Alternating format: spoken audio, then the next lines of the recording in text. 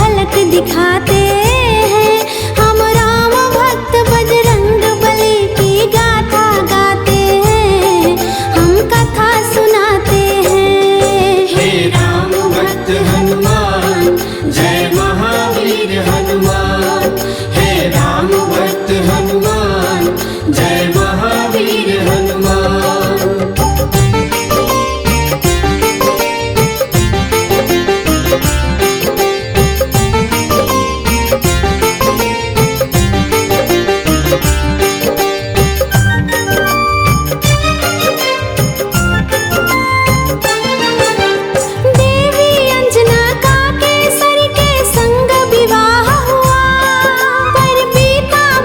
समय में कोई पुत्र नहीं हुआ, औलाद की खातिर दोनों ने तप किया भारी। हे प्रभु जी पूर्ण करो मन की ये इच्छा हमारी। फिर पूछा पवन ने अंजना से क्या इच्छा तुम्हारी। महलों को छोड़ के भटके क्यों वन वन में मारी मारी। जाओ महलों को शिव शंकर भोले का ध्यान धरो, औलाद की इच्छा पूर्ण हो निश्चिंत रहो। इस तरह से वो अंजनी को सुख की राह बताते हैं, हाँ पावन राह बताते हैं। हम राम भक्त बजरंग बली की गाथा गाते हैं, हम कथा सुनाते हैं। हे राम भक्त हनुमान जय महावीर हनुमान, हे राम भक्त हनुमान जय महावीर हनुमान।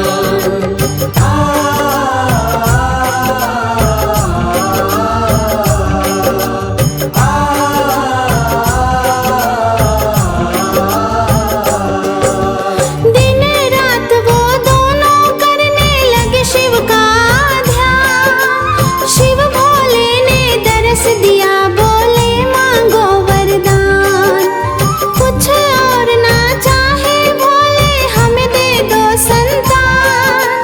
तुम्हारे ही घर में जन्मेगा मेरा अंश अवतार। तीनों ही लोकों में गूंजी उनकी जय जयकार। फिर चैत्र शुक्ल की 15 को प्रभु लीला दिखलाए। मांजनी के घर शिव अवतारी हनुमत थे आए। अंजना के संग में केसरी भी शिव गुण को गाते हैं। हम राम भक्त बजरंग बली की गाथा गाते हैं, हाँ पावन गाथा गाते हैं। हम राम भक्त बजरंग बली की महिमा गाते हैं, हम कथा सुनाते हैं। हे राम भक्त हनुमान जय महावीर हनुमान, हे राम भक्त हनुमान जय महावीर हनुमान।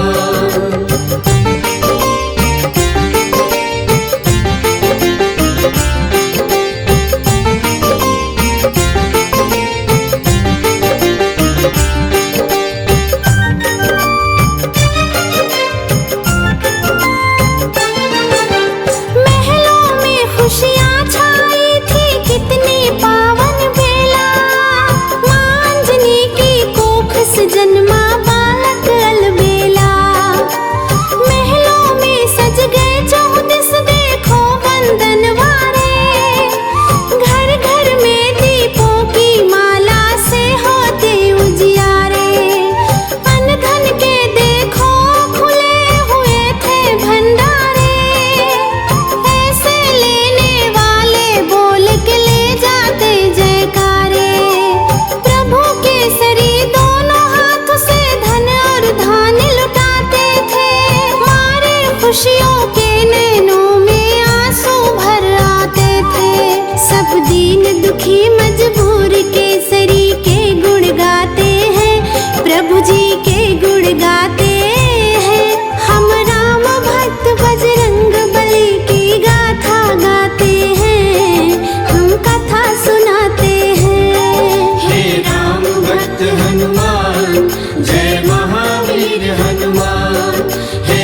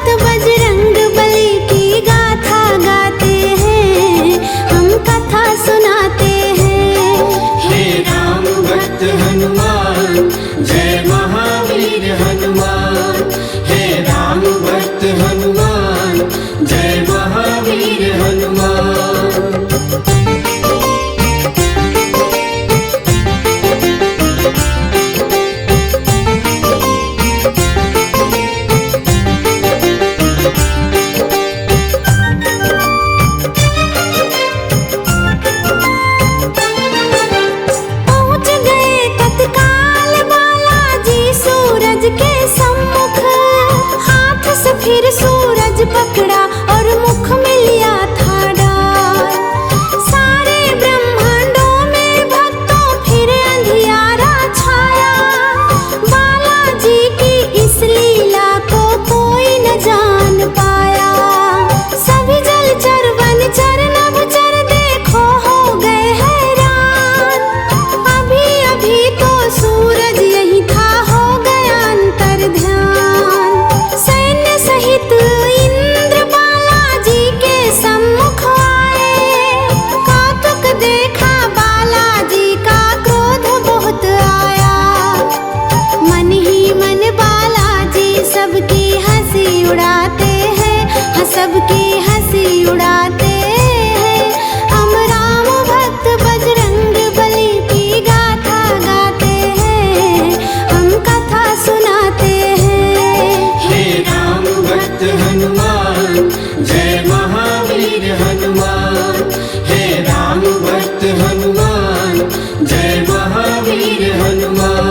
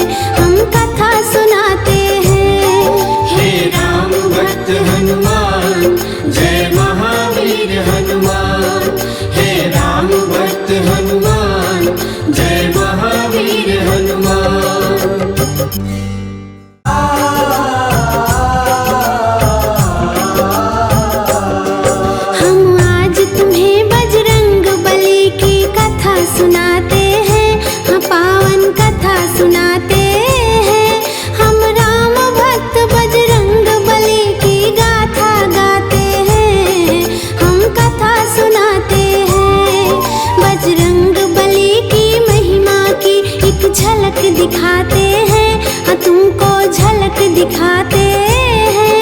हम राम भक्त बजरंग बली की गाथा गाते हैं, हम कथा सुनाते हैं। हे राम भक्त हनुमान जय महावीर हनुमान।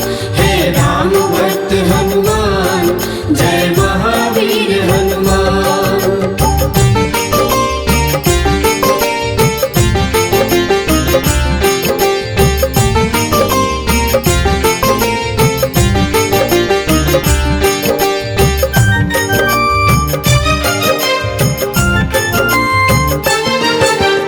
देवी अंजना का केसरी के संग विवाह हुआ, पर बीता बहुत समय में कोई पुत्र नहीं हुआ। औलाद की खातिर दोनों ने तप किया भारी, हे प्रभु जी पूर्ण करो मन की ये इच्छा हमारी। फिर पूछा पवन ने अंजना से क्या इच्छा तुम्हारी, महलों को छोड़ के भटके क्यों वन वन में मारी मारी। जाओ महलों को शिव शंकर भोले का ध्यान धरो, औलाद की इच्छा पूर्ण हो निश्चिंत रहो। इस तरह से वो अंजनी को सुख की राह बताते हैं, पावन राह बताते हैं। हम राम भक्त बजरंग बली की गाथा गाते हैं, हम कथा सुनाते हैं। हे राम भक्त हनुमान जय महावीर हनुमान। हे राम भक्त हनुमान जय महावीर हनुमान।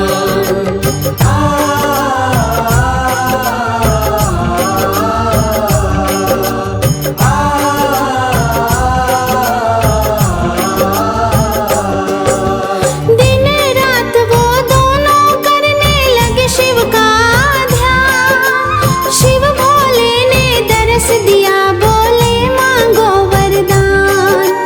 कुछ और ना चाहे भोले हमें दे दो संतान, तुम्हारे ही घर में जन्मेगा मेरा अंश अवतार। तीनों ही लोकों में गूंजी उनकी जय जयकार। फिर चैत्र शुक्ल की 15 को प्रभु लीला दिखलाए, मांजनी के घर शिव अवतारी हनुमत थे आए। अंजना के संग में केसरी भी शिव गुण को गाते हैं। हम राम भक्त बजरंग बली की गाथा गाते हैं, पावन गाथा गाते हैं। हम राम भक्त बजरंग बली की महिमा गाते हैं, हम कथा सुनाते हैं। हे राम भक्त हनुमान जय महावीर हनुमान। हे राम भक्त हनुमान जय महावीर हनुमान।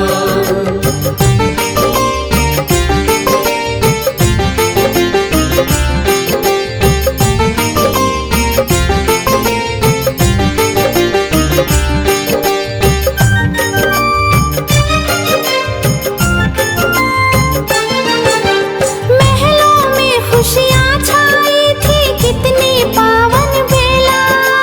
मांजनी की कोख से जन्मा बालक अलबेला। महलों में सज गए 14 देखो बंदनवारे, घर घर में दीपों की माला से होते उजियारे। अन्न धन के देखो खुले हुए थे भंडारे, ऐसे लेने वाले बोल के ले जाते जयकारे। प्रभु केसरी दोनों हाथ से धन और धान लुटाते थे, मारे खुशियों के नैनों में आंसू भर आते थे। सब दीन दुखी मजबूर केसरी के गुण गाते हैं, प्रभु जी के गुण गाते हैं। हम राम भक्त बजरंग बली की गाथा गाते हैं, हम कथा सुनाते हैं। हे राम भक्त हनुमान जय महावीर महावीर हनुमान, हे राम भक्त हनुमान, जय महावीर हनुमान।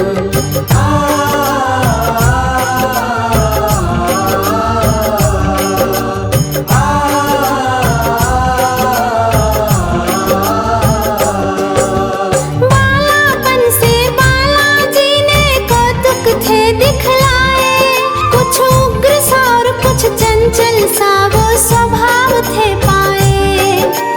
एक दिन सोता छोड़ के मैया चली गई उपवन, बालाजी तब नींद से उठ के भूख से थे व्याकुल। इधर उधर दृष्टि फेरी नहीं पाया कुछ भी पास, फिर उगते सूरज को देखा सोचा फल है कोई। ली अंगड़ाई हुंकार भरी फिर चल दिए नभ की ओर, महलों में फिर मच गया त्राही त्राही माम का शोर।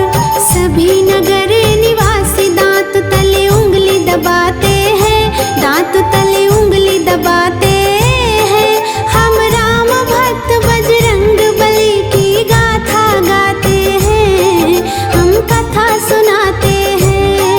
हे राम भक्त हनुमान, जय महावीर हनुमान, हे राम भक्त हनुमान, जय महावीर हनुमान।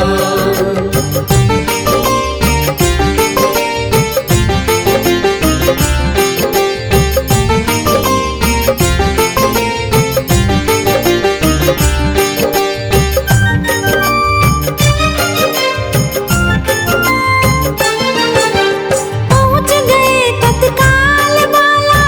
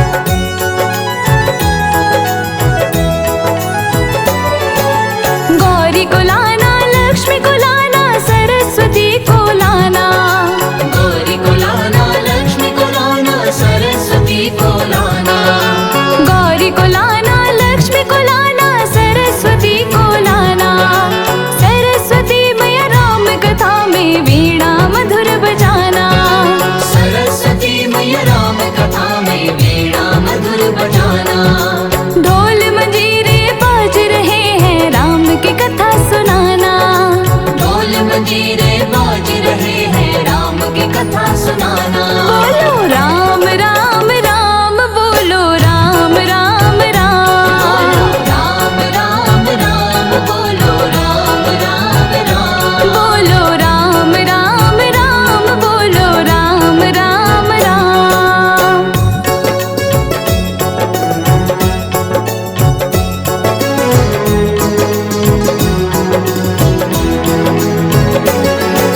ब्रह्मा को लाना, विष्णु को लाना, भोले जी को लाना। ब्रह्मा को लाना, विष्णु को लाना, भोले जी को लाना। ब्रह्मा को लाना, विष्णु को लाना, भोले जी को लाना। भोले बाबा राम कथा में डमरू मधुर बजाना। भोले बाबा राम कथा में डमरू मधुर बजाना। ढोल मंजीरे बाज रहे हैं राम की कथा सुनाना। ढोल मंजीरे बाज रहे हैं राम की कथा सुनाना। बोलो राम राम राम, बोलो राम राम राम, राम राम राम, बोलो राम राम राम, बोलो राम राम राम, बोलो राम राम राम।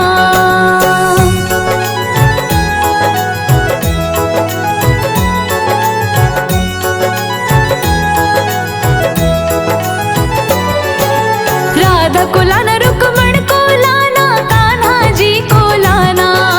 राधा को लाना, रुक्मण को लाना, कान्हा जी को लाना। राधा को लाना, रुक्मण को लाना, कान्हा जी को लाना। कृष्ण कन्हैया राम कथा में मुरली मधुर बजाना। कृष्ण कन्हैया राम कथा में मुरली मधुर बजाना।